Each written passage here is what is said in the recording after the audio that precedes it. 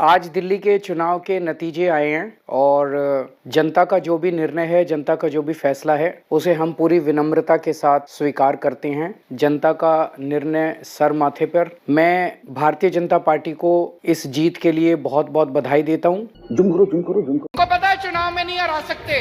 मैं नरेंद्र मोदी जी को कहना चाहता हूँ, मोदी जी इस जन्म में तो आप हमको नहीं हरा सकते। दिल्ली के अंदर आम आदमी पार्टी, केजरीवाल को चाहे जेल में डाल दो, जेल से भी जीत जाएगी आम आदमी पार्टी की सरकार। अरे बेटे, तुझे थकान नहीं लग रही क्या? हम गधे पता है। सॉरी। सब बीजेपी की खुशी देखने में लगे हुए हैं, किसी का ध्यान ध्रुव राठी के दुख की तरफ है ही नहीं। देखो, यदि आपका सपना भी है सरकारी नौकरी पाना, तो डाउनलोड कीजिए नैया पार एप्लीकेशन। यहाँ सभी कॉम्पिटिटिव एग्जाम के लिए लाइव और रिकॉर्डेड लेक्चर अवेलेबल हैं। लिंक नीचे डिस्क्रिप्शन में दिया गया। दिल्ली विधानसभा जीतने के लिए बीजेपी वालों को बहुत बहुत बधाइयां, और जो हार गए हैं उनसे कहना चाहता हूं कि आप शोल्डर नहीं गिराना। 5 साल की तो बात है। अगर आपका 5 साल टाइम पास नहीं हो रहा है तो आप भारत के किसी भी सरकारी एग्जाम का फॉर्म भर दो। इनकी प्रक्रिया इतनी लेंदी है कि तुमको मालूम ही नहीं चलेगा 5 साल कब निकल गए। बाकी दिल्ली वालों से इतना कहना चाहूंगा कि अगर कोई जीत गया है तो ज्यादा खुशी नहीं होना है, कोई हार गया तो ज्यादा दुख नहीं होना है। तुम्हारी भूमिका तो द्रौपदी की तरह है। तुम्हारी एक तरफ कौरव है, एक तरफ पांडव है। कौरवों का काम है तुम्हारे बदन पे जो कपड़े हैं वो भी छीन लेंगे, और पांडवों का काम है कि जो भी चीज है फ्री में दे देंगे। मौका मिला तो तुमको भी फ्री में दान कर दिया जाएगा। इसलिए तुम्हारी स्थिति जस की तस है। दिल्ली वालों को किसी एक को चुनना था। एक तरफ लीचड़ों की सेना थी, एक तरफ झूठों की सेना थी। दिल्ली वालों ने इस बार झूठों को प्राथमिकता दी और लीचड़ों को हरा दिया। अब आप में से कुछ लोग कहेंगे सर आर्यभट्ट के शून्य का समर्थन करने वाली पार्टी के बारे में कुछ बोल दीजिए। तो मैं आप लोगों से इतना कहना चाहूंगा कि इस पार्टी के बारे में मैं नहीं, भल्लाल देव के पिताजी कुछ कहना चाहते हैं, सुनिए। खैर, पुत्र मोह में पागल धृतराज समान इस कांग्रेस की पार्टी को इसके हाल पर छोड़ देना चाहिए। आइए हम मूल्यांकन करते हैं कि दिल्ली विधानसभा चुनाव बीजेपी आखिरकार जीती कैसे। इसका एक पक्ष तो ये हो सकता है कि बीजेपी का प्रचार प्रसार तंत्र इतना मजबूत था कि वो अपने वादों को जनता तक बहुत अच्छे से पहुंचा पाई, जनता का भरोसा जीत पाई और जनता ने बीजेपी को वोट दिया। दूसरा पहलू यह भी हो सकता है कि बीजेपी ने अपनी पूरी ताकत अरविंद केजरीवाल की छवि को बर्बाद करने में लगा दी। और बड़े भारत की राजनीति को बदलने के सपने की हत्या एक निर्लज्ज, नीच, मित्रहंता, आत्ममुग्ध और चरित्रहीन व्यक्ति ने की। उसके प्रति तो क्या संवेदना, दिल्ली को उससे मुक्ति मिली। अरविंद केजरीवाल की सबसे मजबूत यूएसपी थी उनकी ईमानदारी। अरविंद केजरीवाल मंच पर खड़े होकर जब भी वोट मांगते थे वो केवल एक ही यूएसपी पे मांगते थे कि वो ईमानदार हैं। बीजेपी ने शायद उनकी इस ईमानदारी वाली छवि को धूमिल किया और उनके ऊपर शराब घोटाले के आरोप लगाए गए, ईडी सीबीआई के छापे लगाए गए। लेकिन यह भी ध्यान रखना है कि अगर कहीं धुआं है तो आग भी होगी। यानी ये जो आरोप है वो निराधार नहीं है।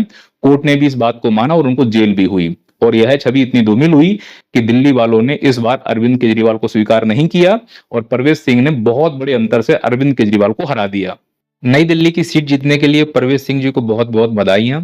अरविंद केजरीवाल के हार के कारणों का मूल्यांकन तो भविष्य में होता रहेगा, लेकिन हार का जो मुख्य आधार है वो है अरविंद केजरीवाल की कथनी और करनी एक ना होना। हम लोगों को याद रखना चाहिए कि अरविंद केजरीवाल जैसा नेता किसी आंदोलन से जन्मा था। मुझे कहते थे कि राजनीति कीचड़ है, गंदे हो जाएंगे, लेकिन मैं अन्ना जी को समझाया करता था कि अन्ना जी अगर ये राजनीति कीचड़ है तो अब इस कीचड़ के अंदर खुद ही घुसना पड़ेगा और उस कीचड़ को खुद ही सफाई। रातों रात सीएम बन गया और इनकी तुलना अनिल कपूर की नायक मूवी से होने लगी। Arvind Kejriwal has won from the New Delhi constituency with over 22,000 votes. That's a massive victory. He has defeated Sheila. इस व्यक्ति ने अपने गिरगिट की तरह रंग बदले। जिसको हम अनिल कपूर का नायक समझ रहे थे वो तो चाची 420 निकला था, कुछ और निकला कुछ और। कथनी करनी एक ही नहीं रही। बच्चों की कसम खा गया कि मैं कांग्रेस के साथ नहीं जाऊंगा, कांग्रेस के साथ चला गया। झूठे झूठे वादे किए गए, मैं यमुना साफ कर दूंगा, मैं ये कर दूंगा, मैं वो कर दूंगा। मैं दिल्ली की सड़कों को बहुत शानदार बनाना चाहता हूँ। दिल्ली की सड़कें यूरोपियन स्टैंडर्ड की, साफ सुथरी, वेल पेंटेड, हॉर्टिकल्चर दोनों तरफ फूल पत्तियां हों। यमुना साफ करना चाहता हूँ। दिल्ली के घर घर के अंदर 24 घंटे पानी आए, साफ पानी आए, ऐसी व्यवस्था करना चाहता हूँ। मतलब लोभ लुभावनी क्षमता से अधिक वादे किए गए, फिर वो वादे पूरे नहीं हो पाए। फिर बहानेबाजी भी की गई कि हमको केंद्र में बैठी बीजेपी काम नहीं करने दे रही। अगर काम नहीं करने दे रही है तो जनता ने तुम्हें हटा दिया, पूरा काम बीजेपी करेगी। खैर, हमारे इस खूबसूरत से लोकतंत्र में चुनाव में हार जीत का सिलसिला तो चलता ही रहता है। समस्या तो तब जन्म लेती है जब कोई पार्टी या राजनेता हारने के बाद अपनी हार का मूल्यांकन नहीं करता और हार को स्वीकार करने को तैयार नहीं होता। बहुत कम नेता होते हैं जो अपनी हार को स्वीकार करते हैं। अधिकांशतः अपनी हार का ठिकरा किसी और के ऊपर फोड़ते हैं। वो इस लोकतंत्र में सबसे आसान है इलेक्शन कमीशन के ऊपर ठिकरा फोड़ देना। वो एक संवैधानिक संस्था है। कुछ कमियां किसी ना किसी संस्थाओं में होती हैं, पर यह कह देना कि उसकी वजह से हमारी हार हुई है पूरी तरह से गलत है। सबसे आसान है ईवीएम को बदनाम कर देना। साला ईवीएम नहीं हुआ, छपरी टिकटॉकर हो गया, कोई भी आके गिर लेता है। और हाँ, वो छपरी यूट्यूबर से याद आया कि रील्स की दुनिया के राजकुमारों को राजा बनाने के सपना दिखाने वाले अबातोजा सर खुद राजा नहीं बन पाए। शायद जनता तक अपनी बातों को नहीं पहुंचा पाए और जनता ने उनको राजा के रूप में स्वीकार नहीं किया। अब इसमें दो बातें हैं। पहला, अबोदुजा सर ने जिस प्रकार से अपने आप को प्रेजेंट किया उसमें एक छवि उनकी ये निकली कि इनकी भी कथनी करनी एक नहीं है। यानी कि टिकट मिलने से पहले ये जो नेताओं के प्रति बोलते थे कि इस प्रकार से नेताओं को ट्रीट करना चाहिए, टिकट मिलने के बाद यही व्यक्ति नेताओं के सामने बिल्कुल वैसे ही व्यवहार करने लगा जैसे कोई टिकट मिलने वाला नेता करता है। पर इसमें दूसरा पहलू भी समझने की जरूरत है। मेरा ये मानना है कि जब तक कोई शिक्षक इस प्रकार की राजनीति में नहीं आएगा, इस राजनीति के कीचड़ को साफ नहीं किया जा सकता है। तो यह एक शिक्षक की हार है। लोग कहते हैं शिक्षक का काम केवल पढ़ाना है, केवल पढ़ाने से इस पूरे सिस्टम को नहीं बदला जा सकता, उस सिस्टम का हिस्सा का अंग बनना पड़ेगा। अवधोजा हुए, खान सर हुए, विकास दिव्य कीर्ति हुए, जो भी अच्छे अच्छे टीचर हैं उनको इस प्रकार की राजनीति में मौका मिलना चाहिए था। मैं ये कहता हूं कि यदि उनको जनता ने स्वीकार नहीं किया है क्योंकि जनता के मुद्दों की बात नहीं पहुंचा पाए।